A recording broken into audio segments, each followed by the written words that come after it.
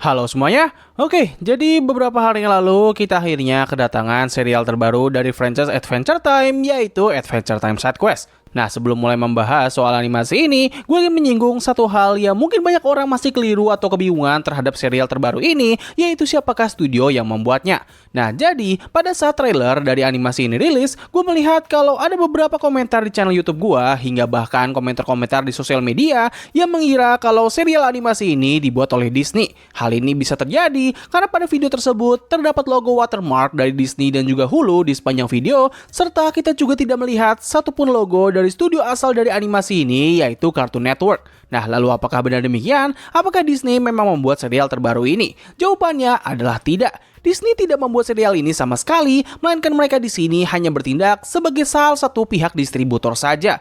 Nah, kalau misalnya demikian, lalu siapakah yang membuat serial ini? Ya siapa lagi kalau bukan pemilik aslinya, yaitu Cartoon Network. Buat yang tidak tahu, studio satu ini sebenarnya masih tetap eksis, cuma dia keberadaan sendiri tidak sebesar dulu, dan mereka kini telah menyatu dengan divisi animasi lain di perusahaan Warner Bros. Secara teknis, ini bukanlah hal yang baru karena beberapa waktu yang lalu, season terbaru dari kartun Gumball itu juga mengalami nasib yang serupa. Mereka awalnya menayangkan animasi ini di layanan streaming lain, lalu beberapa bulan berselang, animasi tersebut bisa kita tonton di layanan streaming milik induk perusahaan mereka, yaitu HBO Max. Nah, di sini mungkin ada yang bertanya-tanya, kenapa mereka melakukan semua ini?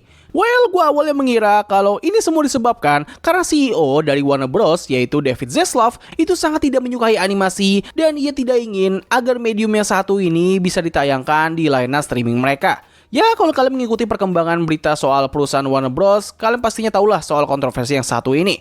Nah, tapi gue sempat menemukan sebuah spekulasi atau mungkin bisa dikatakan sebagai jawaban yang cukup menarik dan juga masuk akal yang diutarakan oleh seorang konten kreator yang gue sendiri lupa untuk menyimpan videonya.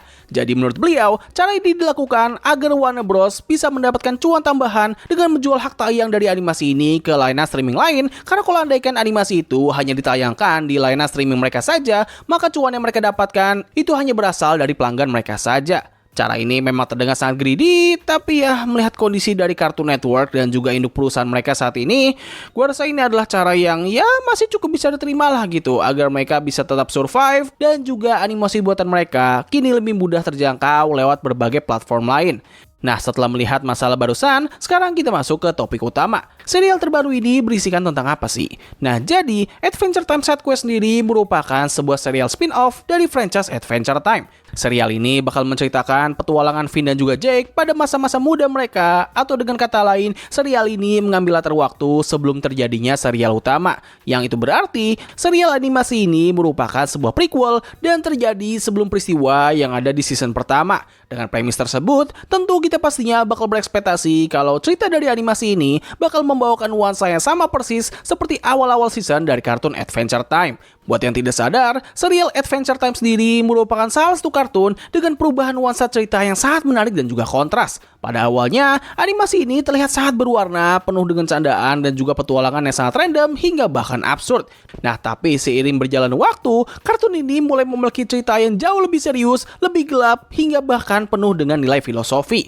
Pada awalnya, gue gak memiliki harapan yang besar atau bahkan tertarik terhadap animasi terbaru ini. Hal ini dikarenakan selera atau pandangan gue terhadap kartun Adventure Time kini sudah lebih berfokus kepada cerita yang berkelanjutan dan juga penambahan lore baru. Dengan serial terbaru ini yang berusaha untuk menghadirkan kisah di masa lalu dan tidak begitu serius, tentu gue sudah memperkirakan kalau animasi ini tidak akan memiliki lore tambahan ataupun berusaha untuk memperluas dunianya.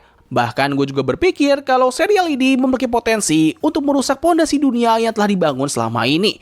Belum lagi, gaya visual yang digunakan oleh animasi terbaru ini terbilang sangat kontras dan juga berbeda dari serial Adventure Time pada umumnya, yang mana hal ini tentu membuat gue sempat kebingungan karena bagaimana bisa mereka ingin membawakan nuansa Adventure Time di awal season, namun mereka malah menggunakan gaya animasi yang lebih sering muncul pada episode-episode di pertengahan season. Nah, lalu bagaimanakah hasilnya? Apakah serial ini berhasil menuntaskan tujuannya atau justru malah gagal total? Well, apabila kita membicarakan soal nuansa dari awal-awal season, maka serial ini berhasil membawakan nuansa tersebut. Cerita petualangan yang dihadirkan oleh serial ini hampir mirip seperti season pertama, di mana petualangan ini lebih berfokus kepada hiburan dan juga memiliki alur cerita yang terbilang cukup random dan juga chaos. Mulai dari menginvestigasi sebuah kultus dari sekawanan kurcaci yang berakhir dengan kematian massal, hingga memasang kembali tanduk rusa yang menjadi sumber keseimbangan alam semesta. Selain itu, hal lain yang membuat serial ini terasa seperti Adventure Time di awal season adalah dari penggambaran beberapa karakternya. Karakter Finn di serial ini benar-benar dibuat layaknya ketika ia masih sangat muda.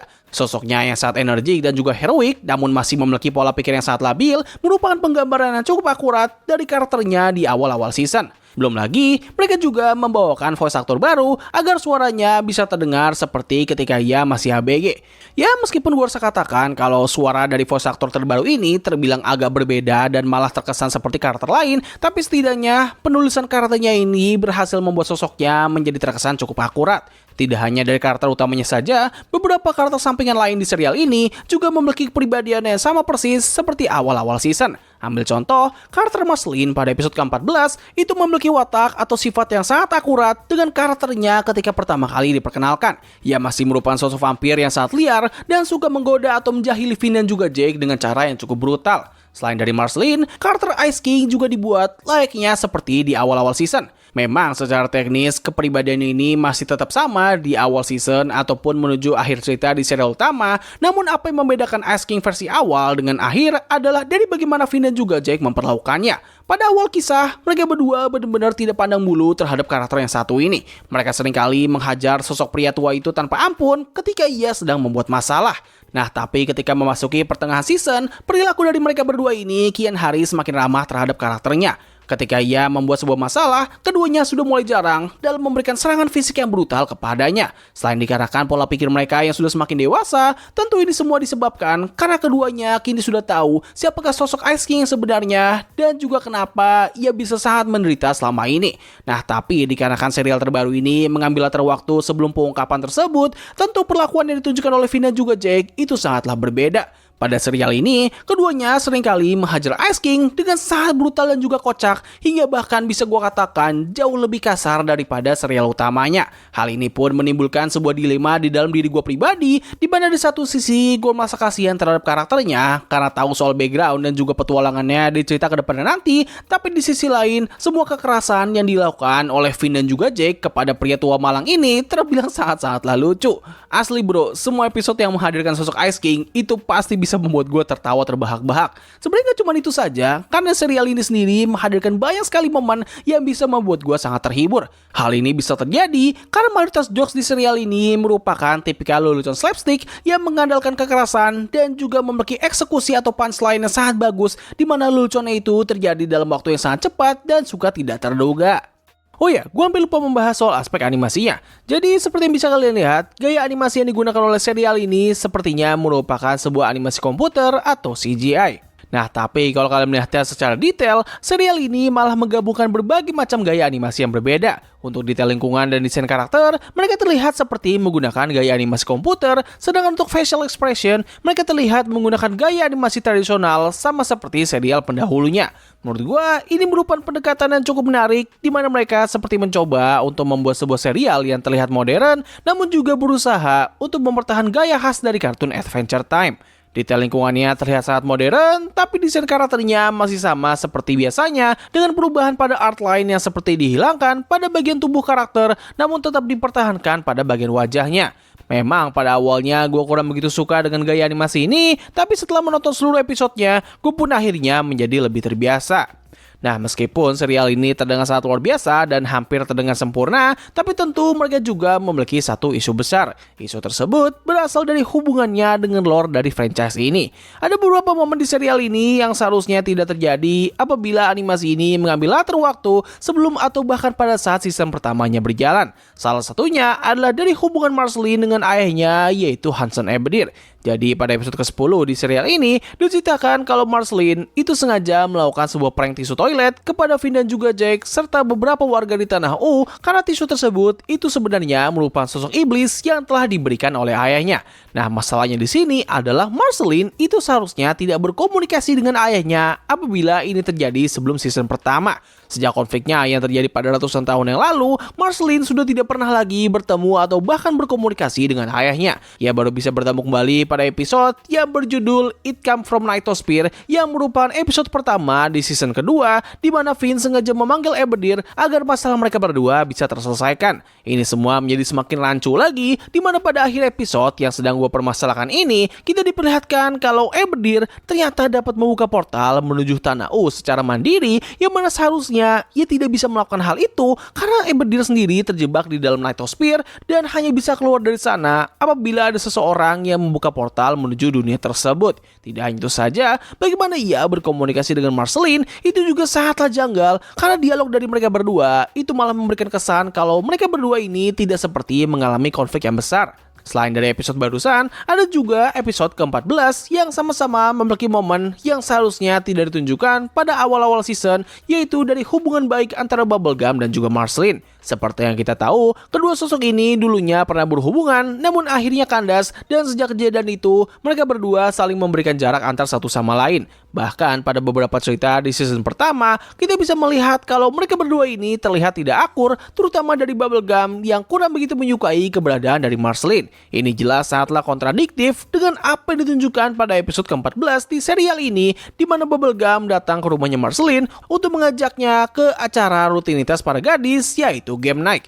Ya, mungkin kita bisa berpikir kalau mereka berdua ini akan berbaikan pada malam tersebut, tapi kalau misalnya kita melihat konflik yang terjadi antara mereka berdua, gue rasa sangat mustahil kalau mereka berdua menjadi sedekat ini hanya untuk sebuah acara malam saja. Kalau andaikan episode ini terjadi pada season ketiga ke atas, maka ini masih bisa diterima, karena pada season ketiga itulah hubungan mereka berdua ini kian membaik. Terlepas dari masalah barusan, menurut gue serial ini masih layak untuk ditonton dan memiliki kualitas yang sangat solid. Bahkan meskipun serial ini memiliki gaya animasi yang sangat berbeda dari serial Adventure Time pada umumnya, tapi berkat penulisan karakter dan juga ceritanya, serial ini masih bisa memberikan kesan nostalgia yang cukup kental. Keberadaan dari serial ini memberikan sebuah pilihan baru bagi orang-orang yang ingin menikmati franchise ini. Apabila mereka ingin menikmati cerita yang serius dan juga dewasa, serta memiliki hubungan langsung dengan serial pendahulunya, maka mereka bisa menikmati serial Fiona and Cake. Nah, tapi kalau mereka ingin menikmati cerita yang santai dan menghibur ala season-season awal dari kartun ini, maka mereka bisa menonton serial Adventure Time Side Quest. So, begitulah bisa gue bahas pada video kali ini. Tulis pendapat kalian mengenai serial animasi ini di kolom komentar di bawah. Apakah kalian suka atau tidak? Tulis pendapat kalian. Jadi terima kasih atas waktu yang telah kalian luangkan untuk menonton video gue. Gue undur diri, sampai ketemu lagi di video selanjutnya. Bye!